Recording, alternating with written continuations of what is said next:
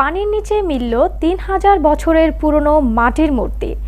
জানলে অবাক হবেন, নির্মাতার আঙুলের ছাপ আজও সংরক্ষিত আছে মূর্তির গায়ে। এমনকি অবাক করা এক মূর্তি আবিষ্কৃত হয়েছে ইতালিতে।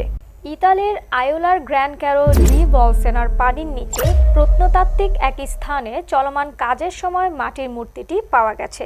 একজন নারীর অসমাপ্ত মাটির মূর্তি এটি খ্রিস্টপূর্ব নবম বা দশম শতাব্দীর মধ্যে কোনো এক সময়ে তৈরি করা হয়েছিল। ইতালির আর্কিওলজি, ফাইন আর্টস ও ল্যান্ডস্কেপের সুপারিনটেন্ডেন্সির একটি অনুদ্ধৃত বিবৃতি অনুসারে মাটির মূর্তিটি পানির নিচে থাকার পরেও নতুনের মতোই সংরক্ষিত আছে।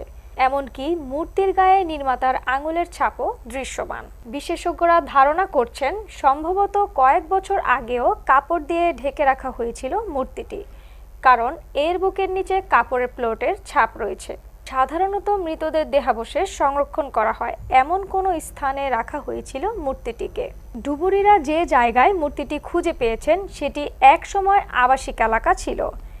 ইতালির সরকারি সাংস্কৃতিক সম্পত্তি পুনরুদ্ধার দলের সহযোগিতায় মূর্তিটিকে নিরাপদে পানির নিচ থেকে তুলে আনা হয়। ১৯৯১ সালের পর থেকেই ইতালি গ্র্যান্ড ক্যারো ডি বলসেনা প্রত্নতাত্ত্বিক স্থান হিসেবে জনপ্রিয় হয়ে ওঠে।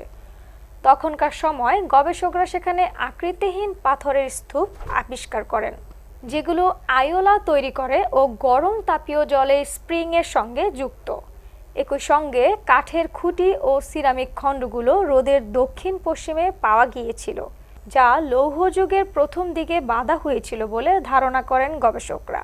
২০২০ সালে আরেকটি অনুসন্ধান বিশেষজ্ঞ দল জানান, আয়োলা প্রাথমিক লৌহ যুগে গ্রামের একটি অবিচ্ছেদ্য অংশ ছিল। কাঠ ও সিরামিকের উৎপত্তি স্থলে ২০২০ সালে পাথরের নিচে এটি মাটির ঢিবি ছিল।